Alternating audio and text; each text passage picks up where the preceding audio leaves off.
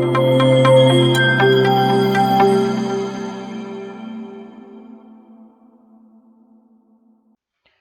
everyone, I am Smriti Sinha here and welcome back to our channel Science Zone. Today you follow, tomorrow we lead. And if you are new to this channel, please hit the subscribe button given below. And if you have missed our previous videos, you can click on the I button given above. And if you want to join our Telegram group, you can click on the link given in the description. And the topic that we are going to study today is aldehyde, ketones and carboxylic acid. This is topic number 12 from Maharashtra State Board Syllabus Standard 12th. These are the subtopics that we need to cover in this chapter. Out of this, we are done with few of the topics like introduction, classification, nomenclature, preparation of aldehyde, ketone and acids, physical property, polarity. Today we are going to study the chemical properties of aldehyde and ketone. इस जो topic है chemical properties of aldehyde and ketone, इसका कुछ points मैंने पहले एक video में cover कर दिया है और जो बचा हुआ जो भी पॉइंट है वो आज वाले वीडियो में हम कवर करेंगे।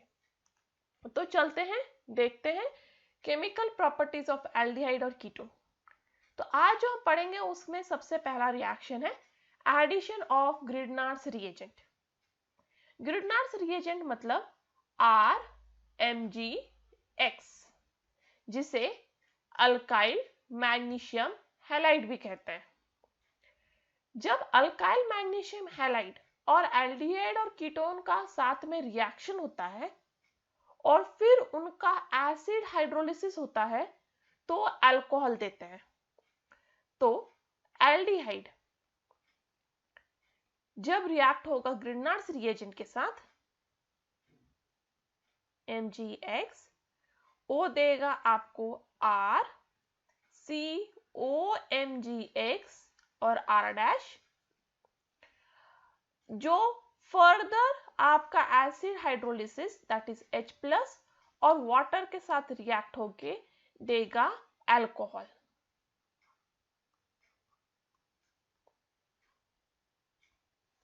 ठीक है, तो एल्डिहाइड आपके ग्रिडनार्स रिएजेंट के साथ रिएक्ट कर रहा है, वो ये वाला इंटरमीडिएट दे रहा है जो अनस्टेबल है, जो एसिड के साथ हाइड्रोलिसिस होके आपको अल्कोहल दे रहा है। तो आपको याद रखना है एल्डिहाइड हमेशा सेकेंडरी अल्कोहल देता है एज प्रोडक्ट। अब वही रिएक्शन हम कीटोन के लिए देखते हैं। Ketone means C double bond O R dash, जब रिएक्ट होगा ग्रिडनार्स रिएजेंट के साथ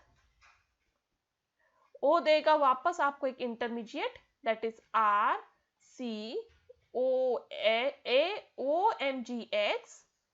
R डैश तो है, R डबल डैश ग्रिडनार्स रिएजेंट से लग गया और फिर उसका वापस आप एसिड हाइड्रोलिसिस करो। एसिड हाइड्रोलिसिस बेसिकली आपका MgX को निकाल देता है और आपको वापस एक अल्कोहल मिलेगा जो इस तरह से दिखेगा और ये है आपका टर्शरी अल्कोहल। करेक्ट, तो आपको याद रखना है कि एल्डिहाइड आपको सेकेंडरी अल्कोहल देगा और कीटोन हमेशा आपको टर्शरी अल्कोहल देगा। नेक्स्ट है न्यूक्लियोफिलिक एडिशन और elimination of aldehydes and ketones with ammonia derivatives.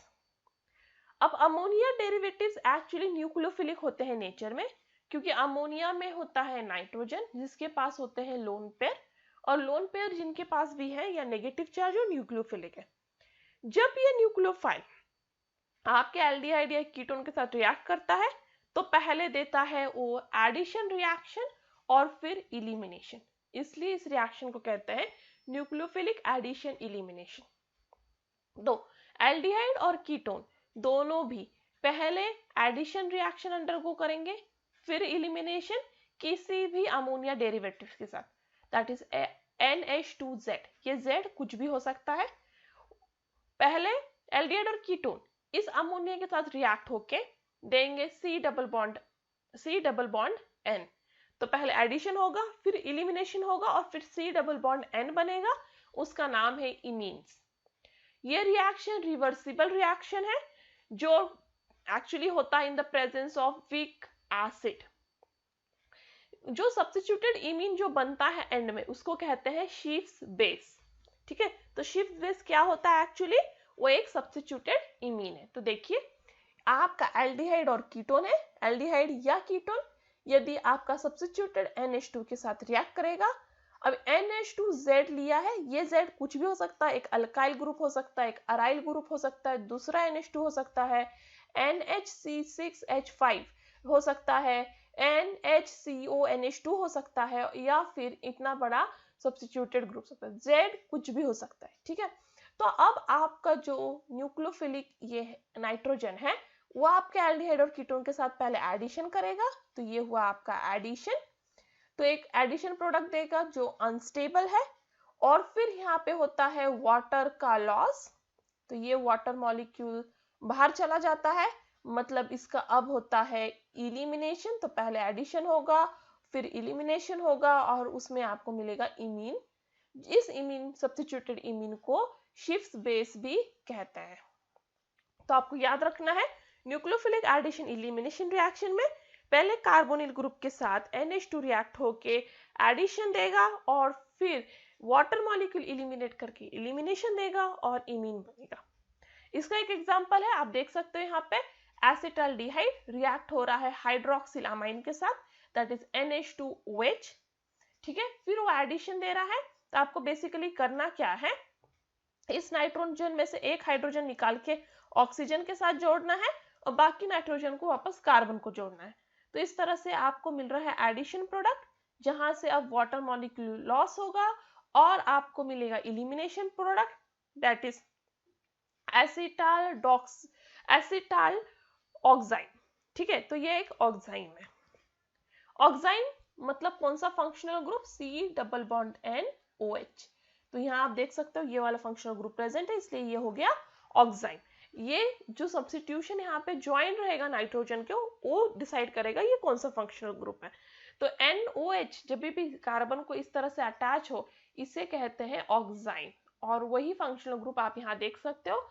और ये एसिटाल्डिहाइड का ऑक्साइन है, इसलिए एसिटाल ऑक्साइन।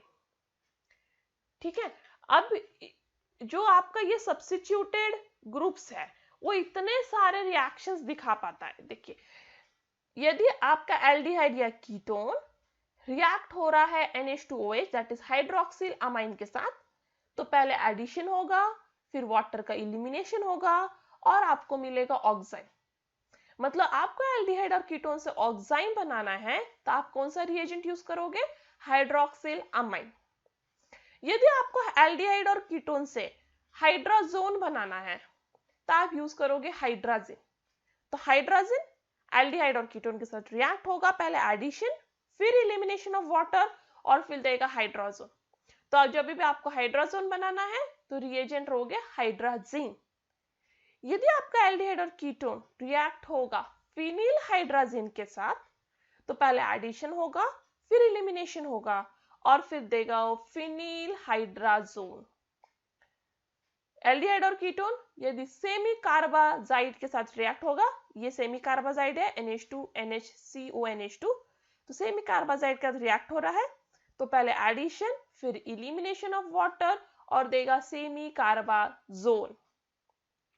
यदि आपका एल्डिहाइड और कीटोन 2,4-डाइनाइट्रोफिनिल हाइड्राजिन के साथ रिएक्ट होगा, तो ये है आपका ये 1 2 3 4 करेक्ट, तो 2,4-डाइनाइट्रो, ये फिनिल और ये हाइड्राजिन उसका रिएक्ट होगा, तो पहले एडिशन फिर इलिमिनेशन ऑफ वाटर और आपको मिलेगा 2,4-डाइनाइट्रोफिनिल हाइड्राजोन। तो इस तरह से आपको याद रखना है बेसिकली आपको करना क्या है इस रिएक्शन में, आपको यहाँ से ऑक्सीजन निकालना है और यहाँ से एक हाइड्रोजन निकालना है, मतलब एक्चुअली दोनों हाइड्रोजन निकालना है क्योंकि वाटर मॉलिक्यूल लॉस करना है और इन्हें बाकी को जोड़ते जाना है ऐसे कैसे। तो यहाँ से ऑक्सीजन निकालो, यहाँ से दोनों हाइड्रोजन निकालो और जोड़ते जाओ, तो उससे आपको वो वाला जो आपका एडिशन इलिमिनेशन वाला प्रोडक्ट है वो आपको मिल जाएगा। नेक्स्ट है हेलोफॉर्म रिएक्शन। हेलोफॉर्म मतलब क्या, hello form, hello means halogen, तो CHX3, इसे कहते हैं हैलोफॉर्म। ठीक है, तो क्लोरोफॉर्म एक हैलोफॉर्म है। अब यदि आपका एल्डिहाइड या फिर मिथिल कीटोन, ये है आपका मिथिल कीटोन, ऐसा कीटोन जिसमें एक मिथिल ग्रुप होना कंपलसरी है तो उसे कहेंगे मिथिल कीटोन, या फिर अल्कोहल जिनमें CH3 CHOH ग्रुप प्रेजेंट है तो एसिटाल्डिहाइड या मिथिल कीटोन या फिर ऐसे अल्कोहल्स ये हैलोफॉर्म टेस्ट देते हैं। तो एक्चुअली एक हैलोफॉर्म टेस्ट है, एक कन्फर्मेटरी टेस्ट है। यदि आपको पता लगाना है आपका कंपाउंड में एसिटाल्डिहाइड है या फिर मिथिल कीटोन है या फिर इस तरह का अल्कोहल प्रेजेंट है तो आप हैलोफॉर्म टेस्ट कर सकते हो। इसमें आपको क्या करना है, एक्चुअली आपको आपका अल्कोहल या मिथिल कीटोन या एसिटाल्डिहाइड को NaOH और आयोडीन के साथ गर्म करना है। ठीक है, तो जो भी मैंने दिया है आपको कंपाउंड, वो एसिटाल्डिहाइड हो सकता है या कीटोन हो सकता है या फिर अल्कोहल हो सकता है, उससे आप NaOH और आयोडीन के साथ गर्म करो और आपको यदि येलो प्रेसिपिटेट मिल जाए मतलब वो आपका कंपाउंड एसिटाल्डिहाइड या मिथिल कीटोन या इस तरह का अल्कोहल था। यदि येलो प्रेसिपिटेट नहीं मिला तो इनमें ये तीनों में से कोई कंपाउंड नहीं था। तो यहाँ एक्चुअली होता क्या है, यहाँ ये होता है कि सोडियम हाइड्रोक्साइड NaOH और I2 आपस में रिएक्ट करके बनाते हैं NaOI, जिसे कहते हैं सोडियम हाइपोआयोडाइड। तो NaOH प्लस I2 रिएक्शन के अंदर खुद ही पहले रिएक्ट होते हैं। ठीक है, क्योंकि आपने NaOI नहीं डाला है रिएक्शन में, आपने डाला क्या था NaOH प्लस I2, ये खुद ही पहले रिएक्ट होंगे रिएक्शन फ्लास्क में और देंगे NaOI। अब ये NaOI रिएक्ट होगा आपके एल्डिहाइड या मिथिल कीटोन के साथ या फिर उस तरह के अल्कोहल के साथ और वो आपको देगा sodium salt of carboxylic acid. ठीक है, ये sodium salt of carboxylic acid जो भी एल्डिहाइड या कीटोन या अल्कोहल से बनेगा वो एक्चुअली उसमें एक कार्बन लेस होगा स्टार्टिंग से। तो स्टार्टिंग में आप देख सकते हैं कितने कार्बन है 3, प्रोडक्ट में कितने हैं 2। तो यहाँ पे जो भी एसिड का सॉल्ट बन रहा है उसमें एक कार्बन लेस है स्टार्टिंग से और ये एक कार्बन एक्चुअली बनाता है हैलोफॉर्म। यहाँ पे मैंने I2 लिया है इसलिए मुझे आयोडोफॉर्म मिल रहा है। I2 की जगह यदि आपने Cl लिया तो आपको क्लोरोफॉर्म मिलेगा और Br लिया तो ब्रोमोफॉर्म, तो डिपेंड करता है और NaOH रीजेनरेट होगा।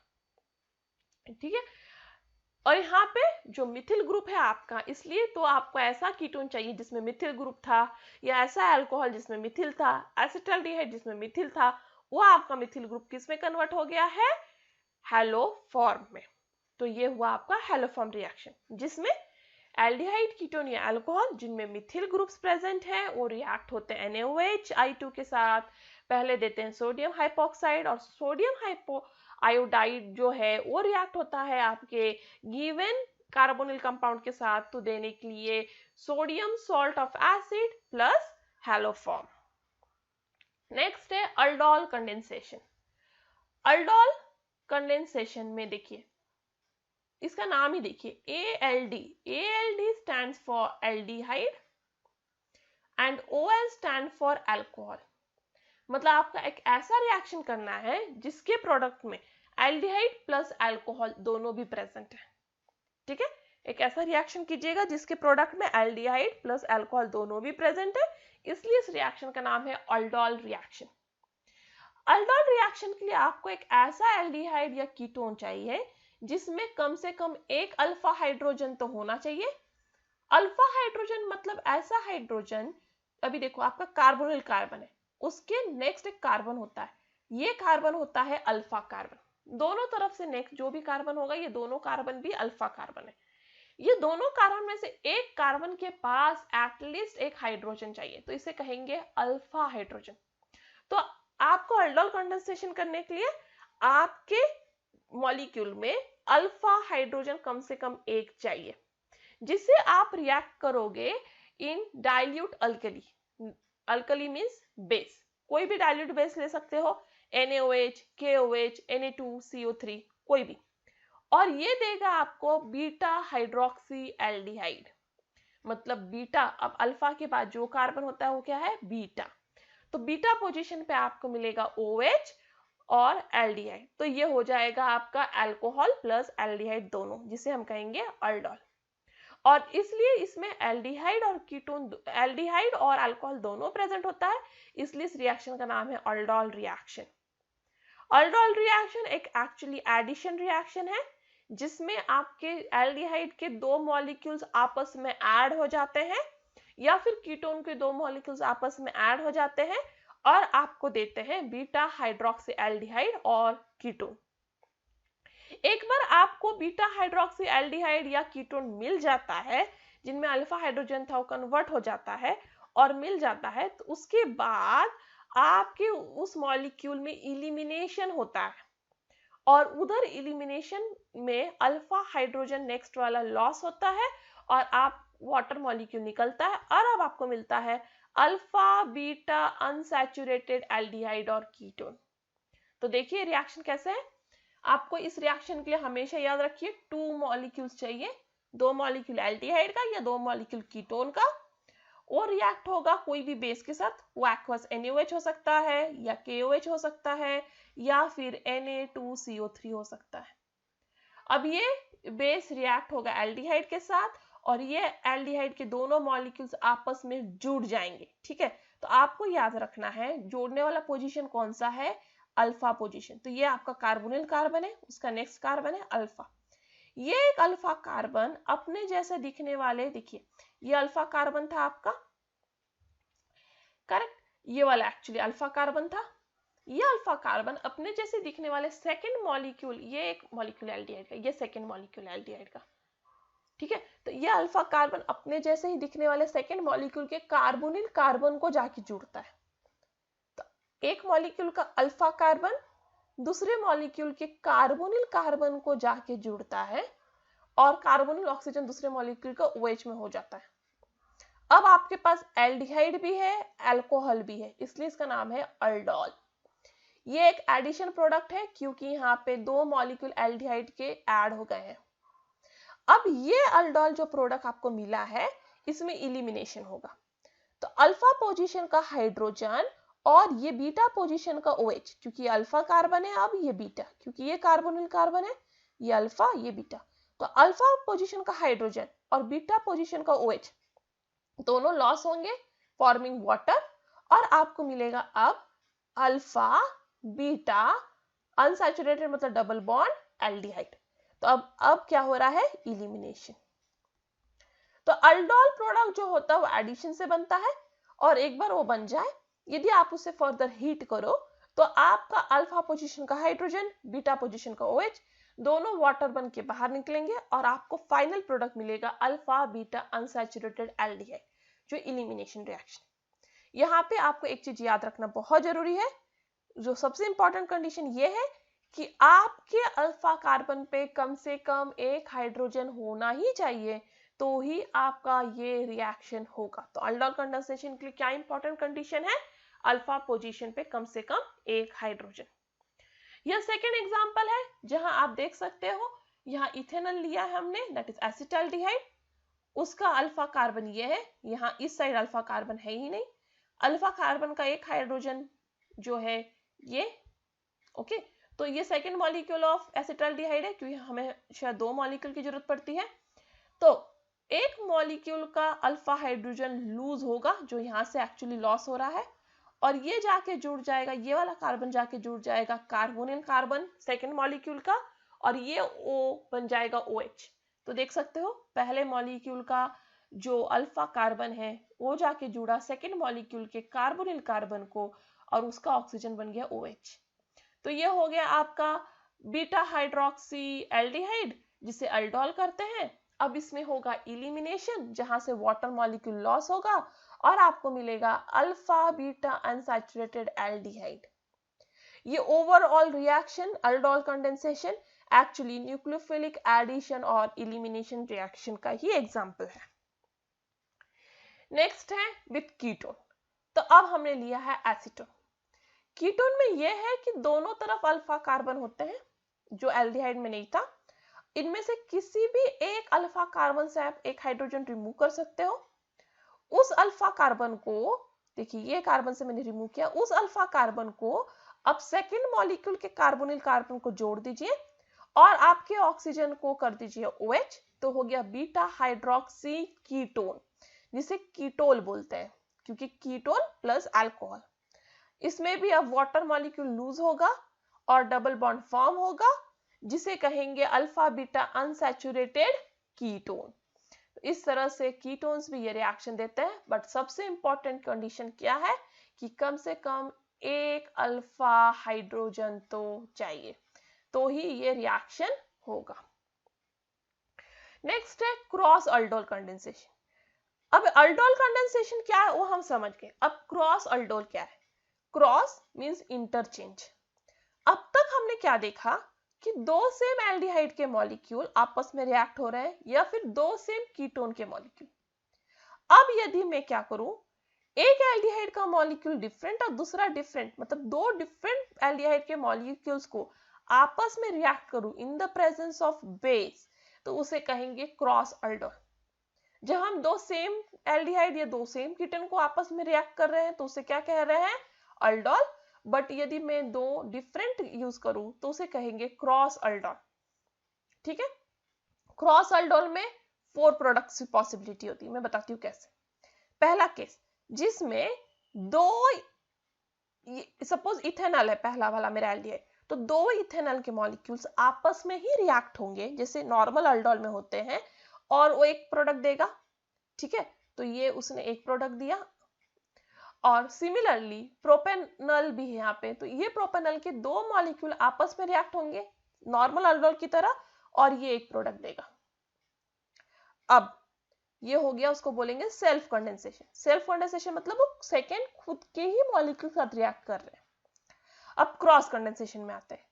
अब पहले इथेनॉल का अल्फा कार्बन जाके जुड़ेगा कार्बोनिल कार्बन ऑफ प्रोपेनॉल। तो समझ लीजिए, पहले इथेनॉल का अल्फा कार्बन अब जाके जुड़ रहा है कार्बोनिल कार्बन ऑफ प्रोपेनॉल में, तो ये हो जाएगा आपका एक क्रॉस प्रोडक्ट।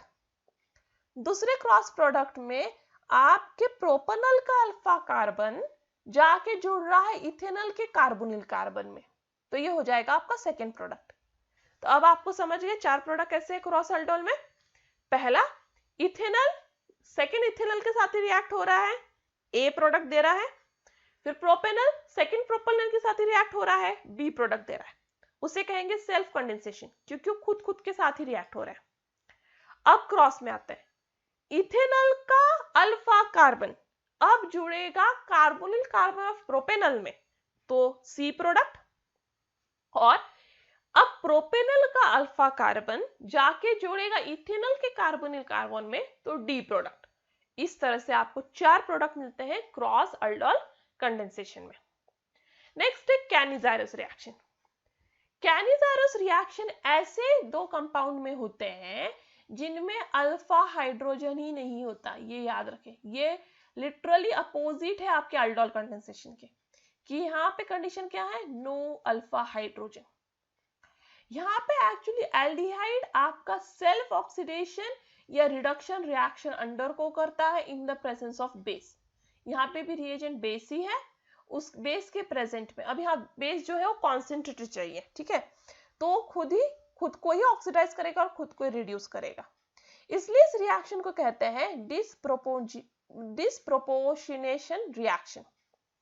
कैनिज़ारोस रिएक्शन में जो एक एल्डिहाइड का मॉलिक्यूल है वो बन जाता है अल्कोहल, और सेम टाइम पे ही सेकेंड जो एल्डिहाइड का मॉलिक्यूल है वो बन जाएगा कार्बोक्सिलिक एसिड और सॉल्ट। तो देखिए ये मैंने फॉर्मल्डिहाइड लिया है जिसमें कोई अल्फा कार्बन ही नहीं है, इसलिए नो अल्फा हाइड्रोजन। अब ये फॉर्मल्डिहाइड के दो मॉलिक्यूल्स को यदि आप कॉन्सेंट्रेटेड बेस के साथ ट्रीट करें और हीट करें तो एक फॉर्मल्डिहाइड बन जाएगा sodium format, that is carboxylic acid का सॉल्ट।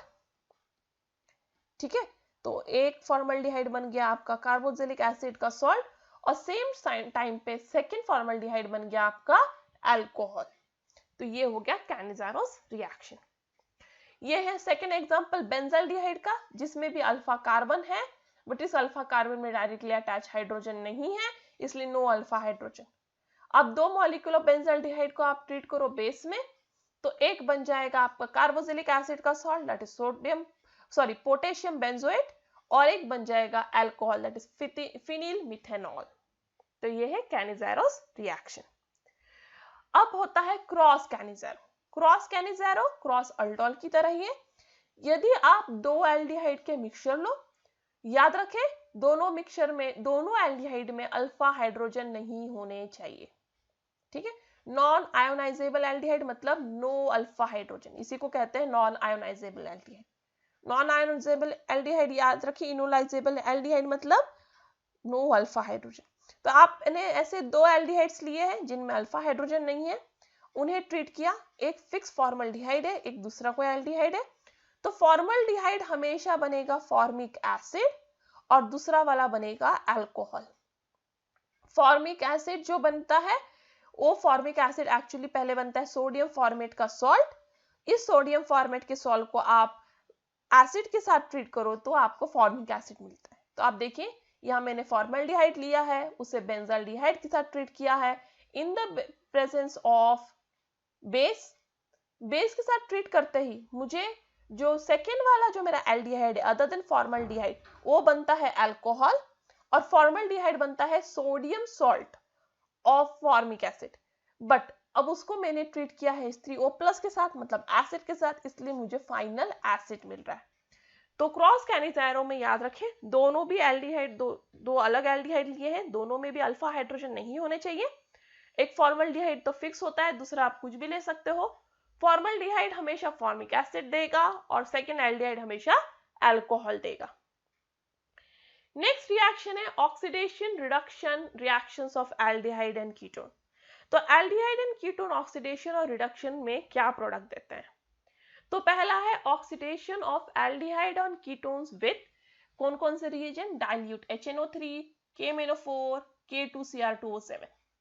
तो एल्डिहाइड बहुत इजीली ये तीनों भी रिएजेंट के साथ रिएक्ट करता है, तीनों में से कोई भी रिएजेंट, क्योंकि तीनों भी स्ट्रॉन्ग ऑक्सीडाइजिंग रिएजेंट्स ही हैं।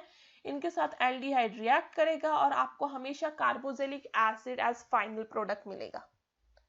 बट अब कीटोन की बात करें, कीटोन को ऑक्सीडाइज करना इतना आसान नहीं है, क्योंकि कीटोन में दो स्ट्रॉन्ग बॉन्ड है that is carbonyl carbon with carbon. तो ये स्ट्रॉन्ग बॉन्ड होते हैं, इसलिए कीटोन को ऑक्सीडाइज करना इतना आसान नहीं है। उस केस में आपको स्ट्रॉन्ग ऑक्सीडाइजिंग एजेंट चाहिए जैसे CrO3 या फिर KMnO4 या डाइल्यूट HNO3, बट K2Cr2O7 इस केस में काम नहीं करता। अब इसमें ऑक्सीडाइजेशन करते वक्त, कीटोन को ऑक्सीडाइज करते वक्त आपको याद रखना होगा कि आपका जो भी फाइनल आपको एसिड मिलेगा उसमें जो नॉर्मल कीटोन है उससे कम कार्बन होंगे, क्योंकि यहाँ पे एक बॉन्ड ब्रेक होता है। तो जो भी नॉर्मल कीटोन होगा उससे आपको कम कार्बन ही उसके एसिड में मिलेगा। यहाँ एग्जांपल है, यदि आप एसीटोन को रिएक्ट करें CrO3 से, आपको मिलेगा acid but with 1 carbon less that is acetic acid. यदि आप ब्यूटोन को रिएक्ट करें CrO3 से, वापस आपको दो एसिड मिल रहे हैं, एक है आपका CH3CO2H और एक है C2,5CO2H। तो इथेनोइक एसिड एंड प्रोपेनिक एसिड। तो आपको याद रखना है ये एक एसिड बनाएगा और ये दूसरा। तो एक CH3 को CO2H के साथ जोड़ दीजिए और दूसरे केस में C2H5 को आप CO2H के साथ जोड़ दीजिए। तो ये दो एसिड बन गए। एसीटोन में प्रॉब्लम नहीं था क्योंकि दोनों में CH3 थे, इसलिए ये भी देगा CH3CO2H और ये भी देगा CH3CO2H, that is 2 molecules of acetic acid. तो इस तरह से एल्डिहाइड और कीटोन ये जो ऑक्सीडाइजिंग एजेंट है उनके साथ ऑक्सीडाइज होते हैं। एल्डिहाइड तो same number of carbon containing acid देता है, but ketone less number of carbon containing acid देता है। नेक्स्ट है क्लेमेंसन एंड वुल्फ-किर्चनर रिडक्शन। तो पहले देखते हैं क्लेमेंसन। आपको एक बात याद रखना होगा, क्लेमेंसन एंड वुल्फ-किर्चनर रिडक्शन में एल्डिहाइड और कीटोन के दोनों के कार्बोनिल कार्बन रिड्यूस हो जाते हैं CH2 में। तो एल्डिहाइड और कीटोन दोनों के कार्बोनिल कार्बन क्या किस में कन्वर्ट हो जाएंगे? CH2 में। क्लेमेंसन रिएक्शन हो या वुल्फ-किर्चनर। अब पहले हम देखते हैं क्लेमेंसन रिडक्शन। क्लेमेंसन रिडक्शन में आप कार्बोनिल ग्रुप लो, वो एल्डिहाइड का हो या कीटोन का कोई फर्क नहीं पड़ता, उसमें 4 हाइड्रोजन चाहिए। Zinc amalgam zinc with mercury, उसको बोलते हैं जिंक अमलगम इन कॉन्सेंट्रेटेड HCl, इसे हीट कीजिए तो आपका कार्बोनिल कार्बन का ऑक्सीजन रिड्यूस होके बन जाएगा CH2 प्लस वाटर। यहाँ देख सकते हो एसीटोन को मैंने ट्रीट किया है 4 हाइड्रोजन जिंक अमलगम इन कॉन्सेंट्रेटेड HCl, तो ये वाला ऑक्सीजन रिड्यूस होके H2 बन गया, that is propane. Similarly propanol में भी अब मैंने 4 हाइड्रोजन जिंक अमलगम इन कॉन्सेंट्रेटेड HCl में ट्रीट किया तो ये प्रोपेनॉल का CHO कन्वर्ट हो गया CH2 में, that is propane. Carbon number का काउंटिंग सेम रहेगा, एसीटोन में 3 कार्बन है तो आपके फाइनल अल्केन में भी 3 कार्बन है। यहाँ पे स्टार्टिंग में 3 कार्बन है तो फाइनल अल्केन में भी 3 कार्बन, तो कार्बन का काउंटिंग नहीं कम होता है, सिर्फ ऑक्सीजन की जगह आपको H2 लगाना है। सिमिलर रिएक्शन है उल्फ क्रिशनर का, बस रिएजेंट अलग है। यहाँ पे कार्बन कार्बन ट्रीट होता है हाइड्रोक्सिलामाइन के साथ और वो देता है हाइड्रोजिन के साथ, और वो in the presence of H2 देता है आपको हाइड्राजोन। यह हाइड्राजोन को आप KOH और इथिलीन ग्लाइकोल के साथ ट्रीट कीजिए तो आपको मिलेगा मीथेन। तो ये 2 स्टेप रिएक्शन है, पहले एल्डिहाइड और कीटोन हाइड्रोजन के साथ हाइड्राजोन देगा और हाइड्राजोन आपके इथिलीन ग्लाइकोल, इसको कहते हैं इथिलीन ग्लाइकोल, एंड KOH के साथ रिएक्ट होके देगा मिथिलीन ग्रुप। तो प्रोपेनॉल पहले हाइड्रोजन के साथ रिएक्ट होकर हाइड्राजोन दे रहा है तो आपके C डबल बॉन्ड O को आपको कन्वर्ट करना है डबल बॉन्ड N में, फिर आपको इथिलीन ग्लाइकोल और NOH के साथ ट्रीट करना है तो आपका ये बॉन्ड ब्रेक हो जाता है और इस कार्बन की जगह भी H2 लग जाता है, तो हो गया, ठीक है। तो ये आपका प्रोपेन। तो इस तरह से आपका जो एल्डिहाइड और कीटोन है वो कन्वर्ट हो सकता है अल्केन में by Clemmensen and Wolff Kishner reduction. यहाँ एक हमने एरोमेटिक कीटोन लिया है, एरोमेटिक कीटोन को भी हमने हाइड्रोजन से ट्रीट किया है तो बन गया हाइड्राजोन। आपको यहाँ पे क्या करना है, वाटर मॉलिक्यूल बेसिकली निकालना है और ये नाइट्रोजन है जोड़ना है, तो हाइड्राजोन इसे ट्रीट कीजिए इथिलीन ग्लाइकोल एंड KOH के साथ तो आपका जो ये बॉन्ड भी है ब्रेक हो जाएगा, यहाँ H2 लग जाएगा, that is your alkane. Next electrophilic substitution reactions of aldehyde and ketone. तो इलेक्ट्रोफिलिक सब्स्टिट्यूशन रिएक्शन ये तो हमने पहले भी पढ़ा है, बट एल्डिहाइड और कीटोन के केस में क्या होता है, एरोमेटिक एल्डिहाइड और कीटोन में भी इलेक्ट्रोफिलिक सब्स्टिट्यूशन रिएक्शन होता है, जैसे कि nitration, sulphonation, halogenation, Friedel craft वाले रिएक्शन, सारे रिएक्शंस होते हैं। बट इस केस में आपका इनकमिंग ग्रुप हमेशा मेटा पोजीशन पे आके लगता है। क्यों? क्योंकि आपके एल्डिहाइड में CHO और C डबल बॉन्ड, कीटोन में C double bond O group होता है। ये दोनों ग्रुप क्या है, इलेक्ट्रॉन विड्रॉइंग। इनमें इलेक्ट्रॉन विड्रॉइंग क्यों है, क्योंकि इनमें -I effect and -R effect होता है। अब ये -I और -R इफेक्ट इन्हें इलेक्ट्रॉन विड्रॉइंग इन नेचर बनाते हैं, जिसके वजह से बेंजीन रिंग का ऑर्थो और पैरा पोजीशन जो होता है उसमें इलेक्ट्रॉन कम पड़ जाते हैं और इसलिए वो पोजीशन डीएक्टिवेट हो जाता है। और डीएक्टिवेट होने की वजह से अब सबसे अमीर इलेक्ट्रॉन में पोजीशन कौन सा है, मेटा, और इसलिए आपका इनकमिंग ग्रुप इस केस में सिर्फ मेटा पोजीशन पे आके जुड़ता है।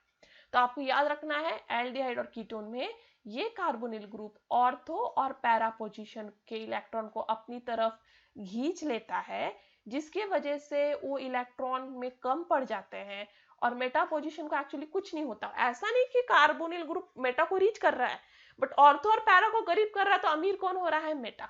तो मेटा पोजीशन पे अपने आप इलेक्ट्रॉन डेंसिटी बढ़ जाती है, जिसकी वजह से आपका इनकमिंग इलेक्ट्रोफाइल जो पहले से इलेक्ट्रॉन डिफिशिएंट है वो आके अमीर वाले पोजीशन पे आके जुड़ेगा, क्योंकि उसके पास इलेक्ट्रॉन कम है, और इसलिए सारे इनकमिंग इलेक्ट्रोफाइल जो है मेटा पोजीशन पे ही आके जुड़ते हैं।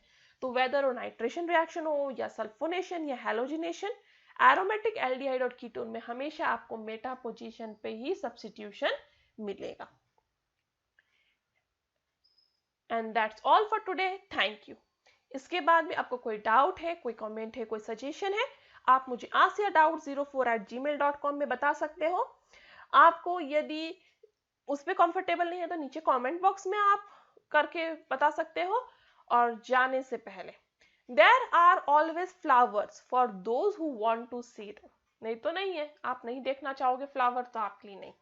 And that's all for today, thank you, stay tuned.